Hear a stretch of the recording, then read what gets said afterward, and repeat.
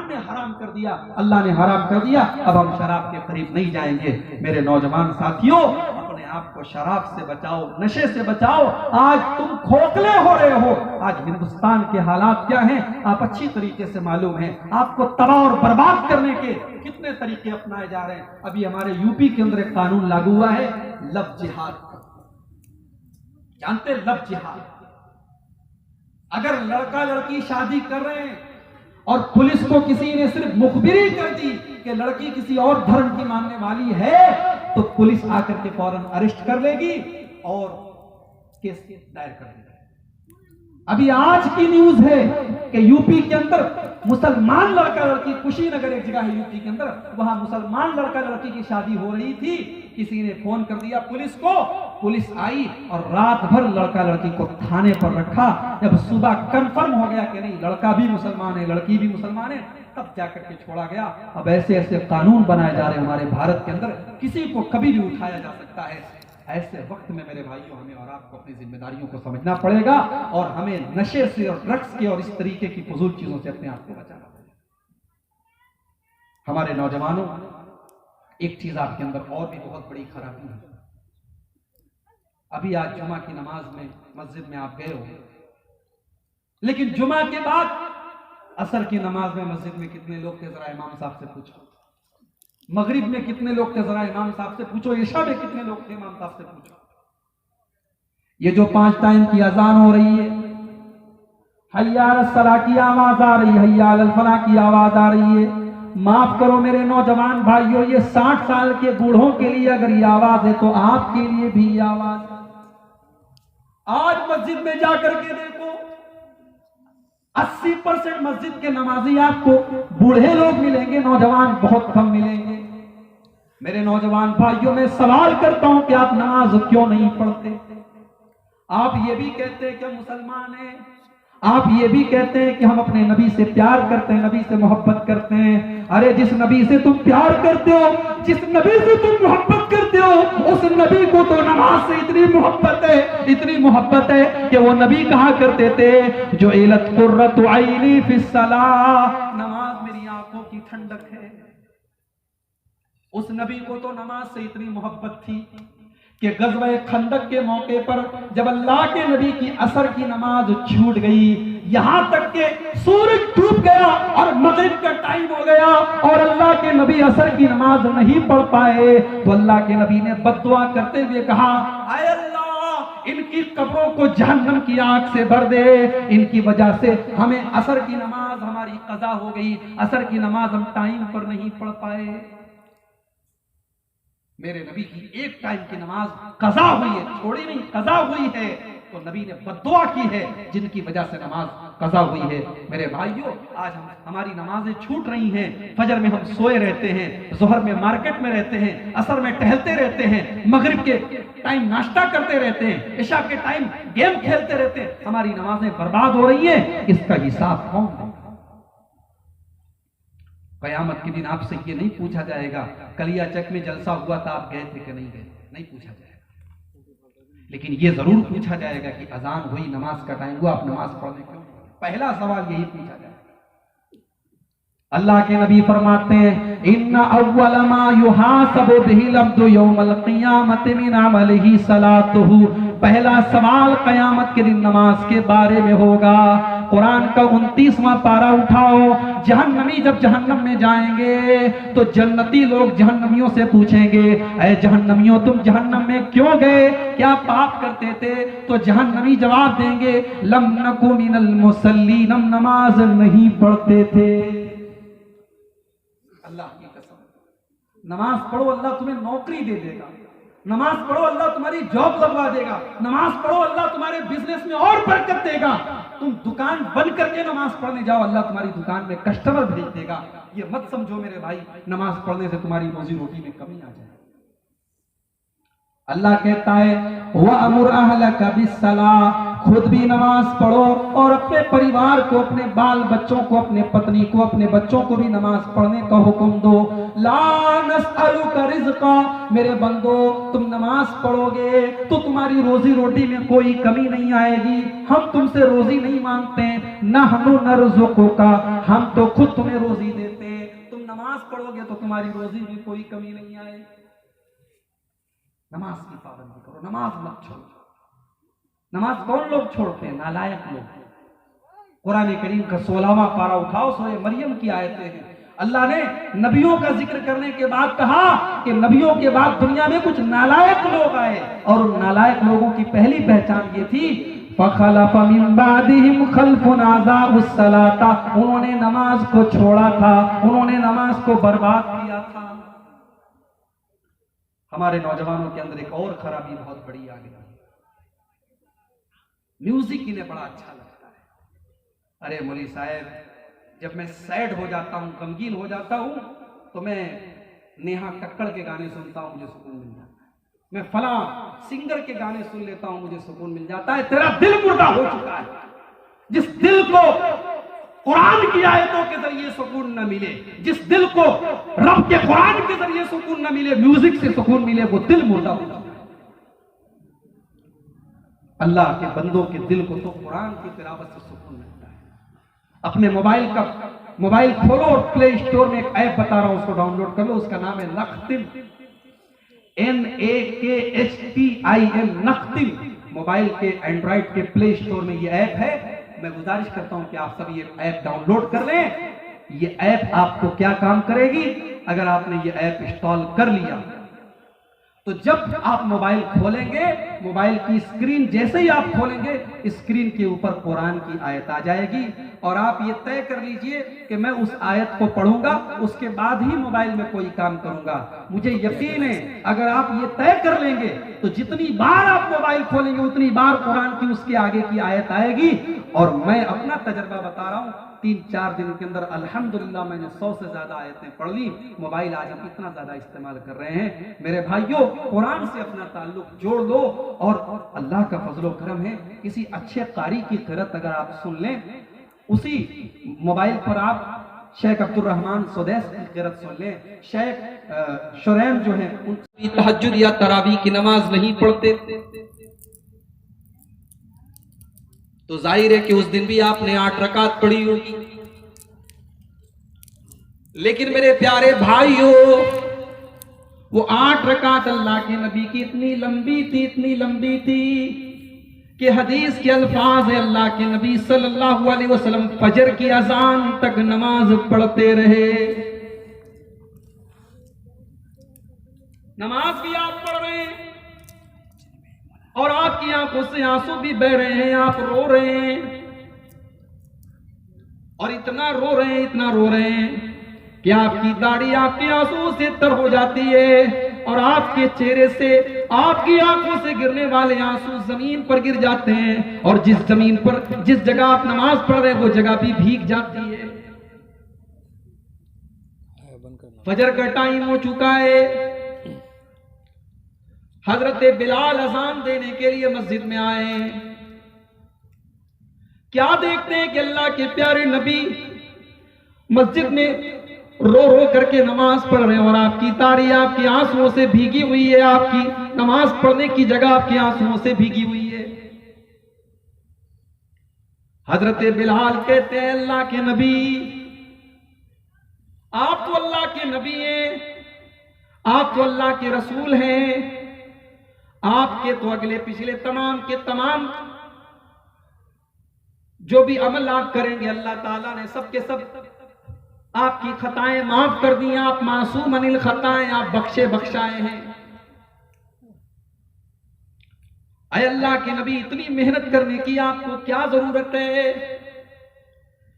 नबी अकरम फरमाते हैं, बिलाल अफला अकूनु अब्दन शकूरा, अगर मुझे अल्लाह ताला ने अपना नबी बनाया है, अपना रसूल बनाया है, अगर अल्लाह ताला ने मुझे इतना ऊंचा मकाम दिया है, तो क्या मैं अपने रब का शुक्रिया अदा न करूं? क्या मैं अपने रब का शुक्रगुजार बंदा न बनूं?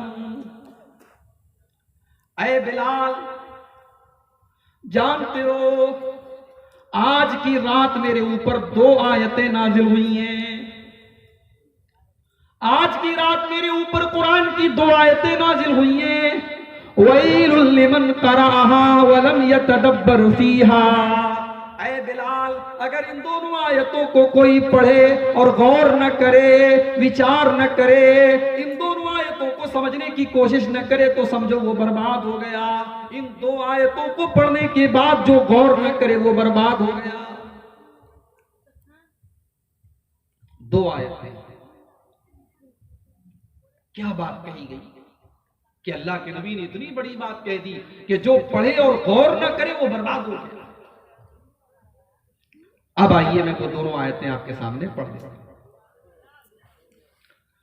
इन्न फी खल्क़िस समावाति वल अर्दि वख्तिलाफिल लैलि वन नहार। मेरे बंदो, हमने ये धरती बनाई, हमने ये आकाश बनाया, हमने ये जमीन बनाई, हमने ये आसमान बनाया। वख्तिलाफिल लैलि वन नहार, हमने रात और दिन बनाए। रात जाती है तो दिन आता है, दिन जाता है तो रात आती है। हमने जमीन बनाई, हमने आसमान बनाया, हमने दिन बनाया, हमने रात बनाई। किस लिए बनाई? फरमाया इन्न फी खल्क़िस समावाति वल अर्दि वख्तिलाफिल लैलि वन नहारि लआयातिल लिउलिल अलबाब। मेरे बंदो, इस यूनिवर्स के अंदर, इस कायनात के अंदर, इस सृष्टि के अंदर, इस धरती के अंदर, इस आकाश के अंदर, दिन के अंदर, रात के अंदर निशानियां हैं, सिंबल्स हैं, साइंस हैं, संकेत हैं। ले उलिल अलबाब, बुद्धिमान लोगों के लिए, जीनियस लोगों के लिए, अकल रखने वाले लोगों के लिए, दिमाग रखने वाले लोगों के लिए। मैं आपसे पूछता हूं, अकलमंद कौन है? बुद्धिमान कौन है? जीनियस कौन है? आप कहेंगे विश्वास टोला में जिसका मकान सबसे ऊंचा है वो सबसे बड़ा बुद्धिमान है, जिसका बिजनेस सबसे अच्छा चल रहा है वो सबसे बड़ा बुद्धिमान है, जो पैसा सबसे ज्यादा कमा रहा है वो सबसे बड़ा अकलमंद है। अल्लाह कह रहा है नहीं, तुम्हारी नजर में वो अकलमंद है, हमारी नजर में अकलमंद वो नहीं है, बुद्धिमान वो नहीं है, जीनियस वो नहीं है। कौन है जीनियस? अल्लज़ीना यज़्कुरून अल्लाह क़ियामन व क़ुऊदन व अला जुनूबिहिम। अल्लाह फरमा रहा है, मेरे अकलमंद बंदे, मेरे जीनियस बंदे, मेरे बुद्धिमान बंदे वो हैं जो खड़े होकर के भी अपने रब को याद करते हैं, और बैठ करके भी अपने रब को याद करते हैं, और लेट करके भी अपने रब को याद करते हैं। खड़े होकर के नमाज में हम खड़े होते हैं, बैठ करके नमाज में हम बैठते भी हैं, और लेट करके भी, यानी जब बिस्तर पे जाते हैं, हर हाल में वो अल्लाह को याद करते हैं। और क्या करते हैं बुद्धिमान लोग? वयतफक्करून फी खल्क़िस समावाति वल अर्ज़। और अल्लाह तबारक व तआला के बुद्धिमान और जीनियस बंदे इस कायनात के ऊपर गौर करते हैं, अल्लाह की कायनात पर विचार करते हैं, गौर करते हैं। और जब गौर करते हैं तो वो क्या कहते हैं? रब्बना मा खलक़्त हाज़ा बातिला। ऐ अल्लाह, तूने इस कायनात को बेकार नहीं बनाया, तूने इस दुनिया को बेकार नहीं बनाया, तूने धरती को बेमकसद नहीं बनाया, तूने आकाश को बेमकसद नहीं बनाया। ऐ अल्लाह, इस कायनात को पैदा करने का एक मकसद है, एक उद्देश्य है, एक गोल है, एक टारगेट है। तूने दुनिया को बेकार नहीं बनाया है। रब्बना मा खलक़्त हाज़ा बातिला। एक सबक ये मिला कि मुसलमान साइंस पढ़े, विज्ञान पढ़े, धरती पर गौर करे, आकाश पर गौर करे। वो जितना दुनिया में गौर करेगा, वो जितना साइंस पढ़ेगा, विज्ञान पढ़ेगा, वो अपने रब के और करीब हो जाएगा। अल्लाह के समझदार बंदे जब इस कायनात पर गौर करते हैं तो गौर करने के बाद वो ये दुआ करते हैं कि अल्लाह, तूने ये कायनात बेकार नहीं बनाई है। सुब्हानक फकीना अज़ाबन नार। आय अल्लाह तू पाक है, आय अल्लाह तू पाक है, आय अल्लाह दुनिया वाले तेरे साथ शिर्क करते हैं, कोई गाय की पूजा कर रहा है, कोई कुत्ते की पूजा कर रहा है, कोई सूअर की इबादत कर रहा है, कोई नदी को अपना माबूद बना करके बैठा है, कोई मज़ारों के आगे सजदे कर रहा है, कोई पत्थर के बुतों के ऊपर दूध चढ़ा रहा है। हाय अल्लाह तू पाक है, हाय अल्लाह तू शिर्क से पाक है, हाय अल्लाह तू इन तमाम गंदगियों से पाक है। सुभानक फकीना अज़ाबन नार, हाय अल्लाह तू हमें जहन्नम के अजाब से बचा ले। धरती पर गौर करने के बाद, आकाश पे गौर करने के बाद, दुनिया पे गौर करने के बाद इंसान अपने रब को पहचानता है और कहता है कि अल्लाह तूने इस धरती को बेकार नहीं बनाया। मेरे प्यारे नौजवान भाइयों, मेरी आज की तकरीर खास तौर से आपके लिए है। मैं आज जिस टॉपिक पर आपके सामने तकरीर करने जा रहा हूं, आज से 2 साल पहले इसी टॉपिक पर मैंने बंबई में तकरीर की थी। मुंबई के अंदर धारावी में मैंने तकरीर की थी, यूट्यूब के ऊपर वो मौजूद है। और अल्लाह के फजलो करम से मेरी कोई उसके अंदर मेरी कोई तारीफ नहीं, मेरी कोई बड़ाई नहीं, अल्लाह का शुक्र है। उस वीडियो को 5 लाख लोग अब तक देख चुके हैं। नौजवानों के ऊपर वो तकरीर है और वही तकरीर में आज आपके सामने करना। मेरे नौजवान भाइयों, जिंदगी क्या है? जिंदगी का मकसद क्या है? तुमने समझा खाओ पियो मौज मस्ती करो, बस हो गई जिंदगी, हो गई दुनिया। जिंदगी इतनी सस्ती नहीं है मेरे भाई। तुझे सिर्फ खाने पीने के लिए अगर पैदा करना होता तो अल्लाह ने तुझे इंसान क्यों बनाया? गाय भी तो बना सकता था, बकरी बकरा भी तो बना सकता था, मुर्गा मुर्गी भी तो बना सकता था, तुझे इंसान क्यों बनाया अल्लाह ने? तेरी जिंदगी का मकसद खाना पीना और अपनी वासना को, अपनी ख्वाहिशात को पूरा करना, ये सिर्फ तेरे जीवन का उद्देश्य नहीं है, तेरी जिंदगी का मकसद नहीं है। अल्लाह फरमाता है कुरान के 29वें पारे, अयहसबुल इंसानु अन युत्रका सुदा, ऐ इंसान क्या तू समझता है कि तुझे बेकार पैदा किया गया है? ऐ इंसान क्या तू ये समझ करके बैठा है कि तेरी जिंदगी का कोई मकसद नहीं है, तू बेकार पैदा किया गया है?